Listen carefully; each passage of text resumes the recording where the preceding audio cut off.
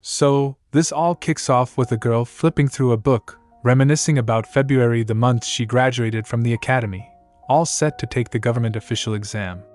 But just as she's preparing for her future, her parents hit her with a bombshell. They call her up, all serious, and say, "Sisha, it's time to pay us back for raising you." At first, she doesn't think much of it until she realizes what they actually mean. Turns out, her loving parents are planning to sell her off as a concubine to the king of Muvia. Yeah, real nice. Her family has been serving as knights to the Count of Halogen for generations, but their title isn't hereditary. That means they have to either prove themselves in battle or kiss up to the noble family they serve to keep their status. Her father? He went with the second option, groveling. And she absolutely can't stand him for it. Instead of being a real knight, he's been racking up debt, trying to impress high society. To make things worse, he was against her becoming a knight too, so she had to carve her own path. She got into the academy on her own, landed a scholarship, and worked part-time to cover her expenses. Meanwhile, her family kept spending money they didn't have. Their debts piled up, and in the end, they decided the best solution was to sell her to a harem to clear what they owed. And that's how she finds herself at the employment agency. She's got no clue where to even start gathering the money to repay her parents, but she's willing to try. That's when a strange man walks in, badly dressed, looking like a hunter who just stumbled in from the woods. Not exactly the kind of guy you expect in a place like this. Shortly after he arrives, a co-worker tells her there's a job available. Her first thought? Oh great, don't tell me it has something to do with that weirdo from earlier. And yet, she's told to go straight to the manager's office. When she gets there, surprised, she does know the guy. It's mere Lunaria. This dude was a year ahead of her at the academy and had a reputation for being, well, a complete academic disaster. Zeros on every exam, flunked all his classes not because he was dumb, but because he kept forgetting to turn in his papers. Oh, and his fashion sense? Questionable at best. Even though he's a noble, he's more obsessed with gardening than anything else. Something about having a green thumb. And now, this infamous guy is supposed to be her new boss. They sit down to talk, and Lunaria goes through her credentials. Then, out of nowhere, he casually drops that he has too much money on his hands. Oh, and by the way, he's a count. No big deal. He gets straight to the point. He needs someone competent like her by his side because, in his own words, he's not very smart. When Sisha asks what the job actually is, he just hits her with, "I want you to manage my family assets." She assumes he means a personal assistant gig. But nope.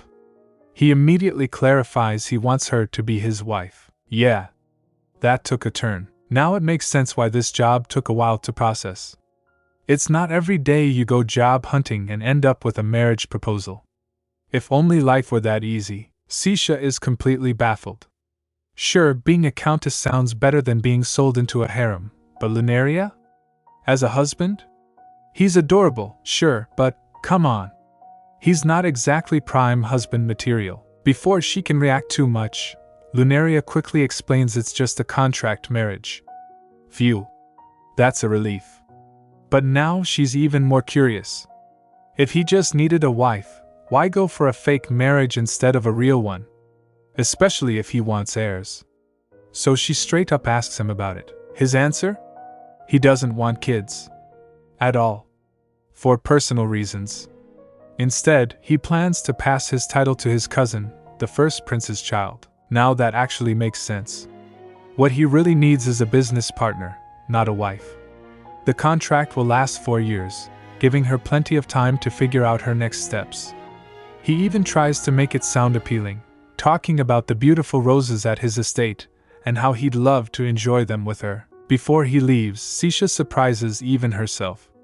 She tells him she wants to see the roses bloom with him. Lunaria simply smiles and replies, "I look forward to that, my lady." A few hours later, the deal is sealed. They sit down to go over the details of her salary. A jaw-dropping 10 million lin per month. On top of that, she gets 120 million lin as an advance payment. And if the contract gets broken? A severance package of 500 million lin. Oh, and any breach of contract? That'll cost triple the agreed amount. Yeah, this guy is absolutely loaded. Sisha asks if he wants to add anything else. Lunaria casually drops. Let's include that we should carry out our marriage duties naturally. Sisha panics. Wait, what exactly does he mean by marriage duties? But before she can spiral too much, he clarifies. He just wants their marriage to look real, eating meals together, staying faithful, no lovers on the side. Then, as if it's no big deal, he asks if she has a boyfriend. She tells him no, and he actually looks happy about it. She also finds it kinda weird that he insists on adding a clause about them watching the roses bloom together. Honestly, the guy is just so random and weirdly cheerful. But hey, it's too soon for her to want to hug him or anything. Then he drops another bomb on her. She can start planning her dream wedding, except Sisha would rather skip the whole thing to save money. She suggests that if people ask why they didn't have a wedding, he should just say it's because she cut ties with her family. Lunaria, being Lunaria, counters with, or we could just say it's because I have no one to invite. Then he walks off, mumbling something about tending to his garden. She stares after him, baffled. Is he seriously competing with me over who has fewer people to invite? But before she can process that, he suddenly peeks back into the room. Since we skipped formalities, doesn't that mean this is technically our wedding night? Later that night, they're getting ready for bed. Like a true gentleman, Lunaria offers to sleep on the couch. Too bad for him, he's way too tall for that thing. Meanwhile, Sisha is distracted by something far more pressing, his ridiculously loose sleepwear. His chest is just there, on display. She snaps out of it and insists he'll be uncomfortable on the sofa. Eventually, they agree to share the bed, but with a curtain down the middle for privacy. Lunaria, ever the sunshine idiot, praises her for her brilliant idea. She's flustered by how easily he compliments her. That night, as they lie side by side, Sisha finds herself thinking despite how rich and powerful he is, he never once tried to take advantage of her situation. She tells him he doesn't have to be so kind just because he's her boss. After she falls asleep, Lunaria shifts closer, watching her for a while with a soft, endearing smile. Meanwhile, his assistant, Karin, delivers some disturbing news. Sisha's family is drowning in 3 billion lin of debt. They even tried to drag her to court over it. Lunaria finally sees them for who they really are. Karin, half joking, asks how he managed to act so clueless about everything before. He's not an actor, after all, but damn, that was convincing. Lunaria doesn't respond. Instead, he just taps his fingers on the desk, a clear sign that he's plotting something. Karin instantly recognizes the signal, but then Lunaria stops himself. As much as he wants to ruin them, they're still Sisha's family. Suddenly, there's a knock at the door. It's her. In an instant, Lunaria switches gears. His entire personality shifts back to his usual dumb, cheerful self. He greets her with a bright smile, then, for added effect, pretends to lose his balance. Karin catches him, but Lunaria leans in and menacingly whispers, "Get lost." Karin wisely does exactly that. Sisha, of course, rushes over. "Are you okay?" Minutes later, they're at the dinner table. Sisha is blown away by the food, especially the salad. The dressing is so tart and refreshing. She wonders if the chef has some kind of secret recipe. And it's not just the salad. Every dish seems carefully prepared. As they enjoy their meal, Lunaria suddenly leans in close. Sisha freezes. "What are you doing?" Turns out, Lunaria was just wiping crumbs off Sisha's face. No big deal, until, oh my god, he licks his fingers. Right in front of her. Sisha thanks him, but in her head, she's screaming. Did he really have to lick it like that? Lunaria, ever the menace, smirks. "I'd be happy to do that again." Sisha, unsure if she should be concerned or amused, just says, "Maybe." But now she's side-eyeing him hard. Maybe this guy is more of a rake than she thought. A few minutes later, Sisha starts sorting through Lunaria's documents. And wow, what a mess. She wonders how on earth he even got into the academy. Looking at these numbers and sentences, she mutters to herself, this man needs serious lessons in math and grammar. But honestly, she doesn't mind.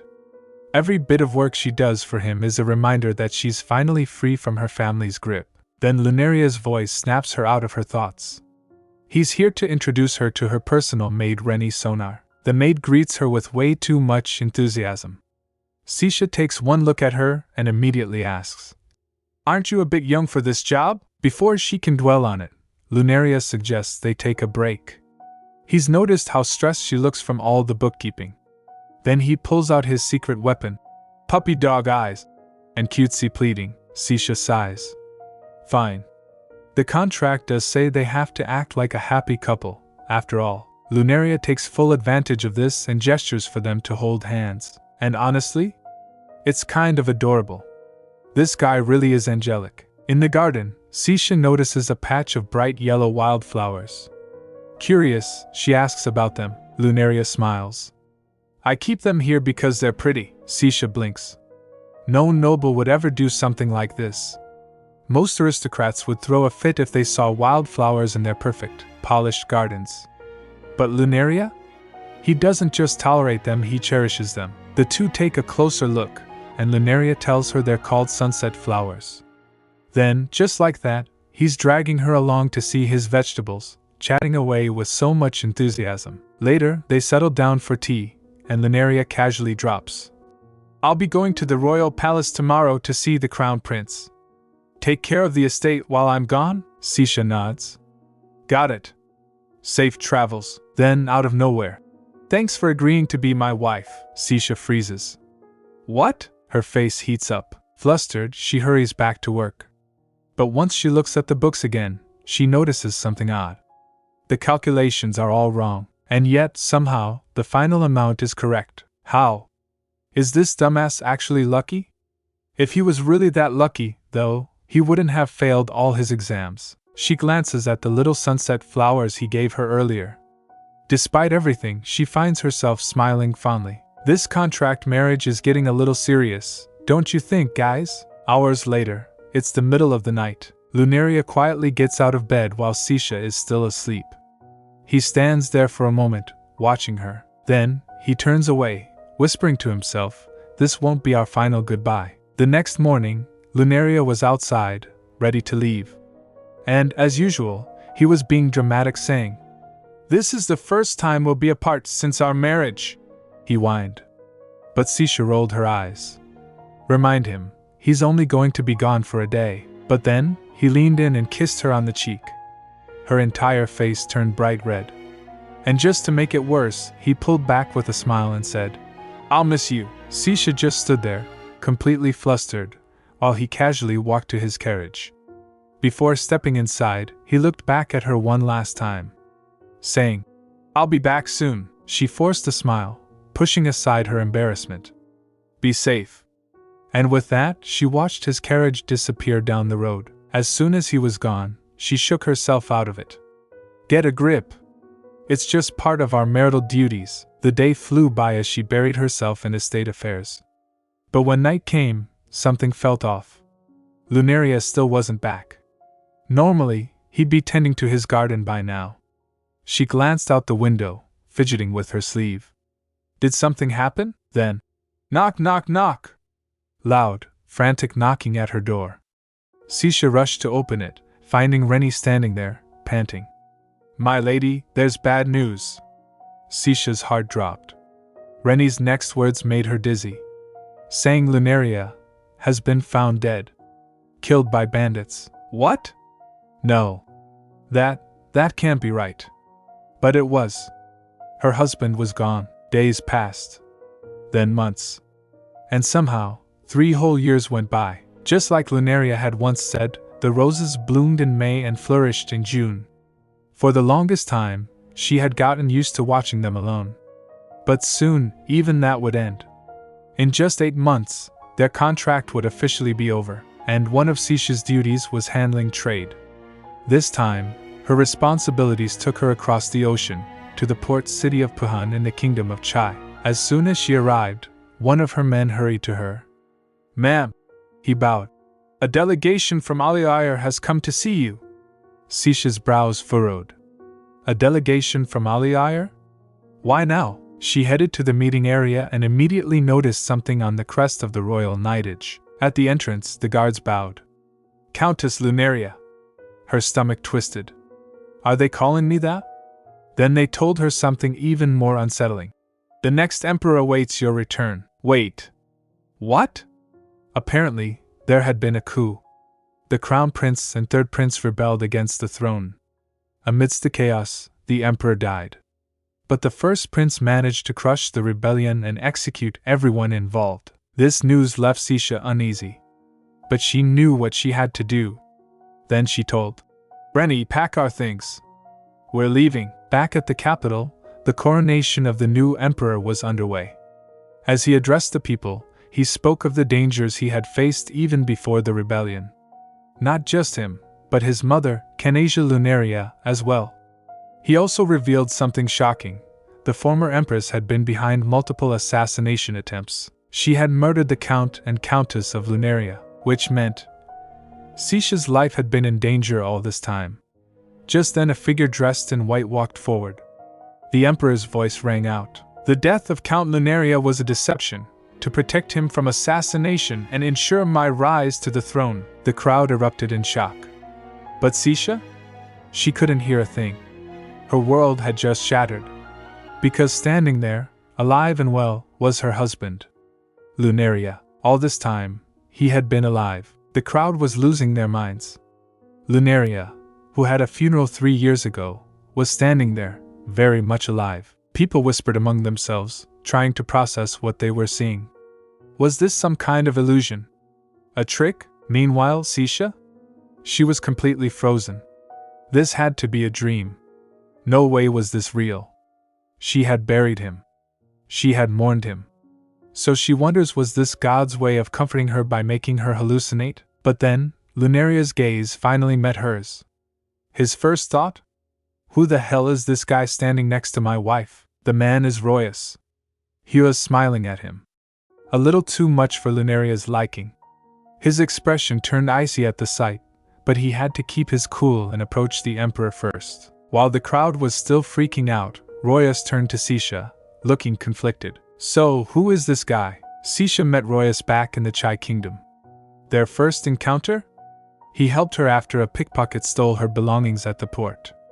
And let's be real, one look at Sisha, and boom, he was completely smitten. Turns out, Royas was the head of a powerful merchant group, the very one she wanted to partner with to sell rose candy made from the famous Lunaria estate roses. They spent a lot of time together, and soon they became fast friends. One day, while walking together, Royas noticed something. Sisha was pushing herself too hard. She was personally hunting down the bandits that killed her husband, or so she thought, and it was destroying her health. He tried to get her to slow down. Your health is part of your job too, you know. She brushed it off, but Royas wasn't buying it. Rennie also noticed about their closeness, so she secretly wrote a letter about it. But Sisha kept tossing it aside. When it was time for her to leave, Royas wished her a safe trip. Get some rest on the way back. She said she would, but Royas knew she wouldn't. So, before she left, he turned to Rennie and ordered her to make sure Sisha actually rested. Back to the present. That same Royas now looked desperate. He called out to Sisha, trying to get her attention. We were supposed to have tea, remember? She didn't respond, so he took a step closer and said something bold. You spent only a month with your husband. I've been by your side for 2 years. Then, without shame, he begged her. Choose me. Oh my God. This just got insanely dramatic. But for Sisha, that mere month with Lunaria meant everything. Lunaria gave Sati the push she needed to live her life to the fullest. Just as she was reminiscing about all their good times together, a voice snapped her out of it. My lady, someone called. She turned to see who it was. Meanwhile, Lunaria had finally stepped closer, standing right in front of her, flashing his signature, ridiculously adorable smile. Sati then turned to Royas and casually told him they'd have tea some other time. Royas, poor guy, was absolutely crushed, but what could he do? He had no choice but to smile and go along with it. He told her she could always send word to Hotel Daisy if she wanted to meet up. But before leaving, he shot a glare at Lunaria, who stared right back. Yeah, the tension was thick. And just like that, our lovebirds were finally alone. Cue the awkward silence. Sati, deep in thought, was struggling to process how her supposedly dead husband was standing right next to her. She finally broke the silence, saying they should talk at home. Lunaria, caught off guard, flinched a little but nodded. Without another word, they left the coronation and headed to their carriage. But someone else had noticed Lunaria. Sati's personal knight, who wasn't exactly looking sad or happy, suddenly turned in their direction. The moment he laid eyes on his lord, he sprinted toward him and hugged him so tightly it looked like he was never letting go. Lunaria, clearly unimpressed, leaned in and whispered, "If you want to live a long life, let me go." The knight immediately let go. Later, inside the carriage, the awkward silence still hung in the air. Neither of them knew what to say. Sati, hesitant at first, finally asked the burning question.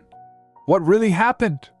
She reminded him that he once promised to treat her like a real wife, with respect, yet he never even told her he was alive. She could tell from his silence that he had no idea how much pain she went through.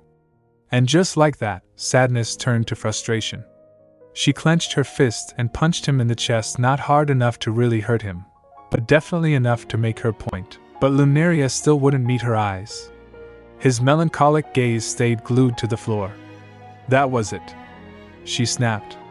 She called him a terrible, irresponsible person for abandoning her, for making her fend for herself while he was off doing whatever secret revenge mission he had planned. And yet, even with her yelling, he remained silent, trapped in his own thoughts. He had wanted revenge, but he had also wanted Sati. So he had left an impact on her, making sure that if he really did die, she would never forget him. But he hadn't expected her to suffer as much as she did. That realization shook him. He finally broke his silence, offering her his most sincere apology. He explained everything, how he did it all to avenge his family, how he wanted to protect her from the danger that came with it. Sati, exhausted from the emotional roller coaster, let out a deep sigh. She admitted she was just drained. But before she could say anything else, Lunaria suddenly dropped to his knees, apologizing over and over again. He even begged her not to leave him. Right now, the once cool and mysterious Lunaria looked like a little kid, desperately pleading for forgiveness. Sati looked down at Lunaria, watching him for a moment before letting out a sigh. Then, with a teasing smirk, she said, "Lunaria, or should I say, my love, you're not very clever, are you?" Lunaria, instead of being offended, actually agreed without hesitation. "That's right," he admitted.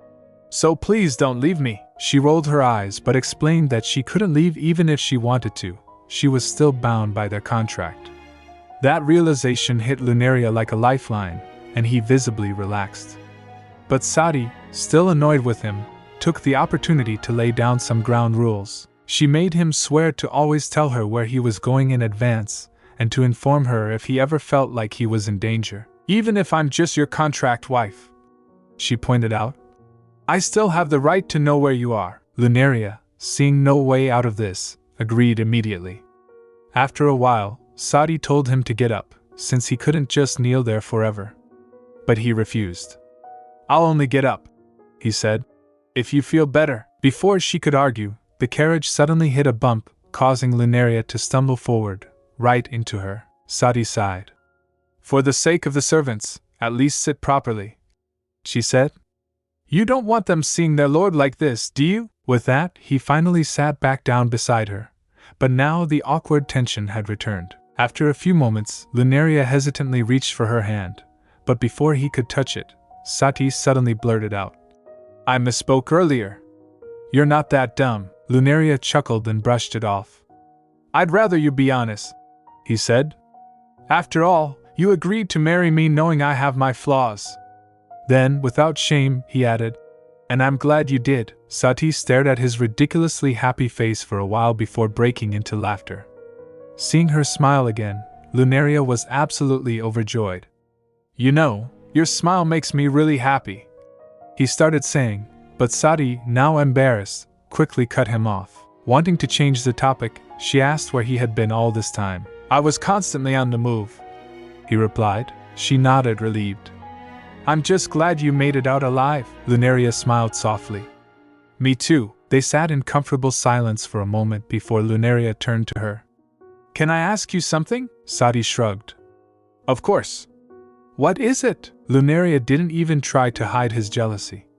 That man from earlier, why were you two acting so familiar? Oh, he was definitely jealous. Sati rolled her eyes but explained that Royas was involved in their trade and that they addressed each other formally because they were the same age. But Lunaria wasn't done yet. Then why was he holding you by the shoulders? He pressed. She sighed. He was just helping me gather my thoughts, that's all. Lunaria didn't seem entirely satisfied, but he dropped the subject for now. Later, when they finally arrived home in the capital, Lunaria took a moment to admire the flourishing rose garden. It looks even better than before, he remarked. Sati beamed. It's the same at our estate too, but then she noticed something. Lunaria was just standing there, staring at her. What? She asked, raising an eyebrow. Without warning, he suddenly pulled her into a tight embrace. I miss you, he murmured, holding her so tightly she could barely breathe. Lunaria, I can't breathe, she protested, struggling in his grip, realizing he quickly let go. Sorry, he said sheepishly. I got carried away. Sati thought that was the end of it, until he took a lock of her hair and kissed it. Now that I'm back, he said smugly, I can finally perform my nightly duties again. The confidence in his voice was unmistakable, borderline arrogant. Sati? Completely flustered.